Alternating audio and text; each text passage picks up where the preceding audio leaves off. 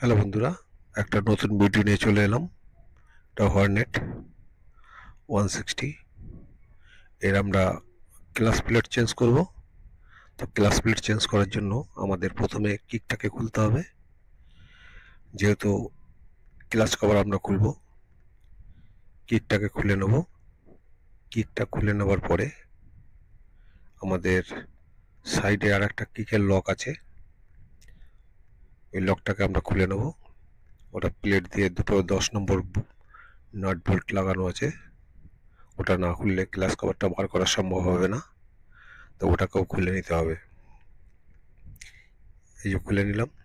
এরপরে আমরা ক্লাচ কভারটাকে খুলব। ক্লাচ কভার খোলার জন্য 8 নম্বর বোল্ট আছে, 8 নম্বর বোল্টগুলো সব খুলে নেব। তারপরে আমরা এটাকে বাইরে বার করে নেব ক্লাচ কভারটাকে, যেহেতু আমাদের ক্লাচ প্লেট চেঞ্জ করতে হবে। তো ক্লাচ প্লেট খারাপ হওয়ার কারণ দু তিনটে আছে। একটা হলো হাত রেখে ক্লাচ লিভার যেটা আছে সেটা হাত রেখে চালানো। 2 নম্বর আছে ক্লাচ যে কেবিলটা আছে, কেবিলটা টাইট হয়ে গেলে ক্লাচ প্লেট পুড়ে যায়। তৃতীয় হলো অনেক দিন ধরে চালানোর জন্য সেটাও ক্লাচ প্লেট খারাপ হতে পারে। এই তিনটেই হলো ব্যাপার। এবার আমরা ক্লাচ প্লেট খোলার জন্য আমাদের স্ক্রুগুলো সব খুলে নিলাম। এরপর মাইকটাকে খুলে বার করে নেব। এটা 19 নম্বর বোল্ট আছে, নাট আছে, 19 নম্বর নাটটাকে খুলে নিলাম। এবার আমরা ক্লাচের বেয়ারিংটাকে বার করে, এটা 19 নম্বর আছে, এটাকেও খুলে নিলাম। আর মাইকটাকে বার করে নিয়ে আমাদের ক্লাচ অ্যাসেম্বলিটাকে পুরো বার করে নিতে হবে। তো এটা ওয়াশার। এবারে হাউজিংটা খারাপ আছে, হাউজিংটা অনেকটা প্লে হয়ে গেছে। তো যাই হোক, হাউজিংটা করলে ভালো হয়, নয়তো একটা খ্যাটখ্যাটে আওয়াজ আসতে পারে। হাউজিংটা করলে ভালো হয়। অনেকটা প্লে দেখুন, একটু না ভালোই প্লে আছে। তো যাই হোক, এখন আমাদের কাছে নেই, আমরা এটা ফিটিং করে দিচ্ছি। ক্লাচ ওয়ারটা আমরা বসিয়ে দিলাম। এবার ক্লাচ প্লেটের দাম আছে 1631 টাকা। এটা হলো অ্যাসেম্বলি। অ্যাসেম্বলি ঠিকই আছে, কিন্তু অ্যাসেম্বলির মধ্যে যদি আর দুই একটা জিনিস দিত তাহলে আরও ভালো হতো, যেটা হলো স্প্রিং এবং 10 নম্বর বোল্ট। এটা দিলে আরও ভালো হতো, কেন স্প্রিংটা যেহেতু গাড়িতে লাগানো থাকে, ওটা অনেক দিন ধরে ইউজ হয়। অনেক দিন ইউজ হলে তার কমজোরি অবশ্যই আছে। তো সেটা যদি কোম্পানি থেকে স্প্রিংগুলো দিয়ে দিত গাড়ির সঙ্গে, এই মানে ক্লাচ প্লেটের অ্যাসেম্বলির সঙ্গে, তাহলে খুবই ভালো হতো। তো যাই হোক, এটা দিচ্ছে না। আশা করি কোম্পানি যদি জেনে থাকে তাহলে অবশ্যই এই ব্যাপারটা একটু গুরুত্ব দিলে ভালো হয়। কারণ স্প্রিং অনেক দিন থাকলে তার একটু কমজোরি অবশ্যই আছে, এটা তো বুঝতেই হবে। সব দিচ্ছে যখন, এই জিনিসটা না দেওয়ার কারণটা কি? আর এই যে ফিল্টার, যেটা মোবিল ফিল্টার, মোবিল ফিল্টার বলতে মোবিল জালিও বলা হয়, ওটা কিন্তু অবশ্যই পরিষ্কার করে নেওয়া দরকার। আর ক্লাচ প্লেটটা ভিজিয়ে নিলে ভালো হয়। যেহেতু দেখুন, এই যে মানে মোবিল আমি ভিজিয়েছি, এটা মোবিলটা খুব একটা পুরাতন নয়, 3-4 আগে পাল্টেছিল। যেহেতু ক্লাচ প্লেটটা খারাপ হয়ে গেছে, তাই আমরা ক্লাচ প্লেট ওই মোবিলে চুবিয়ে নিলাম। কারণ একটু মোবিলে চুবিয়ে নিলে ভালো হয়।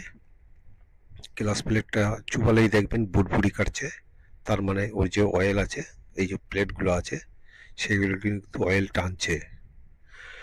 যত ভিজে থাকবে ততই ভালো। এরকমভাবে সব ফিট করে নিতে হবে এক এক করে। তারপরে আমাদের যে ক্লাচ প্লেট, ক্লাচ প্লেটের মধ্যে দুটো ভাগ আছে, সেটাকে আগেও ভিডিওতে বলা আছে। আর এর যে এর একটা চিহ্ন আছে দুটো গোল, ওটা কিন্তু টাইমিং, মানে ওই সোজা বসাতে হয় ক্লাস হপার সেন্টারকে, তাহলে অ্যাডজাস্ট হয় ভালো। এরপরে আমরা আস্তে আস্তে ঘুরিয়ে বসিয়ে নিচ্ছি ক্লাস প্লেটটাকে। ক্লাস প্লেট বসিয়ে একবার টেনে দেখে নিতে হবে যে ক্লাচ ঠিক মতন কাজ করছে কিনা। তারপরে আমাদের ওয়াশার আর নাট লাগিয়ে ক্লাচটার টাইট করে নিতে হবে। আমরা টাইট করে নিলাম। এরপরে স্প্রিংগুলো বসাচ্ছি, 3টে স্প্রিং। যেহেতু এগুলো ক্ষমতা আছে তাহলেও নতুন দিলে ভালো হয়। তো যাই হোক, আমরা বোল্ট 3টে লাগিয়ে দিচ্ছি, 10 নম্বর বোল্ট আছে। আর এগুলো বসার সময় একটুখানি যে ক্লাচের স্প্রিংগুলো ঠিক মতন বসিয়ে নিতে হবে সাইজ করে, এগুলো মাথায় রাখতে হবে। আমরা এবার টাইট করে দিলাম। এবার এই যে বিয়ারিংটা আছে এটাকে বসিয়ে দিলাম। এবার মাইকটাকে লাগিয়ে আমরা 19 নম্বর যে বোল্ট আছে সেটাকে ফিট করে দেবো। আমাদের মোটামুটি ক্লাচ অ্যাসেম্বলি যেটা আছে সেটাকে আমরা বসিয়ে দিলাম, ফিটিং করে দিলাম। এবার আমরা স্ক্রুগুলোকে লাগিয়ে দেবো। এই স্ক্রুগুলো কিন্তু ভালো করে টাইট করা উচিত, কারণ এটার মধ্যে দিয়ে কিন্তু যে ক্রেঙ্ক শ্যাফট আছে বা কানেক্টিং রড বলেন বা বিকিং বলা হয়, এর মধ্যে কিন্তু মোবিল ইউজ হয়, মানে মোবিল চলাচল করে।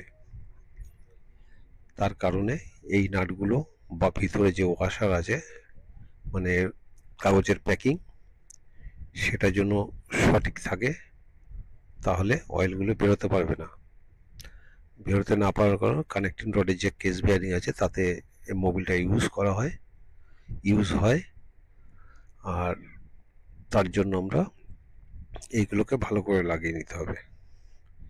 এরপরে যে ফিল্টারটা আছে সেটা আমরা লাগিয়ে দিলাম। এবার ক্লাচ কভারটাকে আমরা ফিটিং করে দিচ্ছি। ক্লাচ কভার ফিটিং করার সময় একবার দেখে নিতে হবে ক্লাচ লিভারটাকে, যে ক্লাচটা ঠিক কাজ করছে কিনা দেখে তারপরে আমাদের বোল্টগুলো সব লাগিয়ে দিতে হবে। এবার বোল্টগুলো যেখানে যেরকম আছে খোলার সময় একটু দেখে সেরকমভাবে লাগানো উচিত, কারণ কোনো ছোট বড় উল্টো পাল্টা জায়গা না লাগানোই ভালো।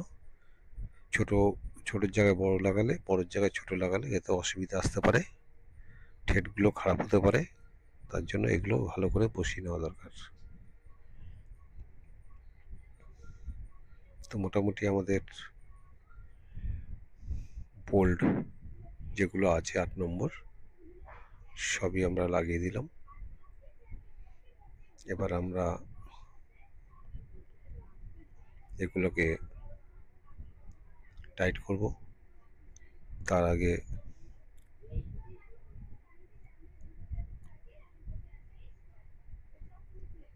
আমরা টাইট করে নিচ্ছি। এবার টাইট করার পরে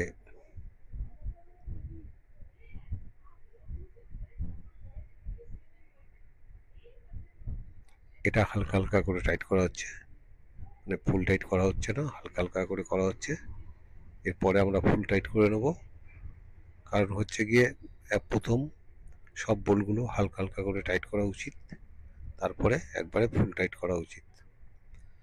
আমাদের নাটগুলো মোটামুটি লাস্ট টাইট করা হচ্ছে। এরপর আমরা ক্লাচের যে কেবিলটা আছে সেটাকে ফিট করব। ক্লাচ কেবিলটাকে আগে ভিতরে ঢুকিয়ে নিয়ে তারপর নাটটা লাগিয়ে আমরা টাইট করব।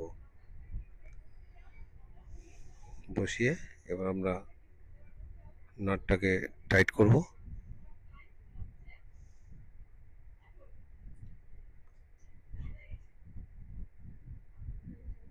টাইট হয়ে গেল, ফুল টাইট। এবার আমরা ক্লাচটাকে অ্যাডজাস্ট করা দরকার। যাই হোক, সেটা আমরা এখন করছি না, পরে করব। তো আমরা কিকের যে পজিশনটা আছে আগে যেরকম খোলা হয়েছিল সেরকমভাবে আগে এগুলোকে টাইট করে নিতে হবে। এখানে দুটো 10 নম্বর বোল্ট আছে, পিছনে একটা বোল্টের লক আছে, সেটাকে সঠিকভাবে লাগিয়ে আমরা টাইট করে দেবো। টাইট করার পরে আমরা কিকটাকে ফিটিং করব। কিকটাকে ফিটিং করার পরে আমাদের নতুন মোবিল ঢেলে গাড়িটাকে স্টার্ট করতে হবে। তো আমাদের মোটামুটি 10 নম্বর বোল্টটা টাইট করছি।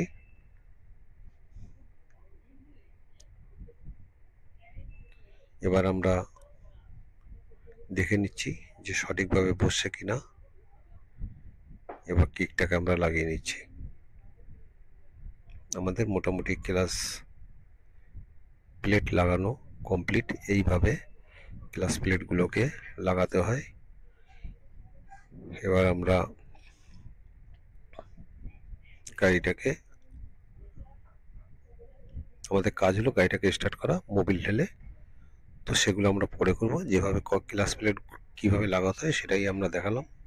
যদি ভিডিও ভালো লাগে তাহলে অবশ্যই লাইক শেয়ার করবেন, আর যদি কোনো ভুল হয়ে থাকে তাহলে অবশ্যই কমেন্ট করে জানাবেন। আশা করি ভিডিওটা ভালো লাগছে। Thank you.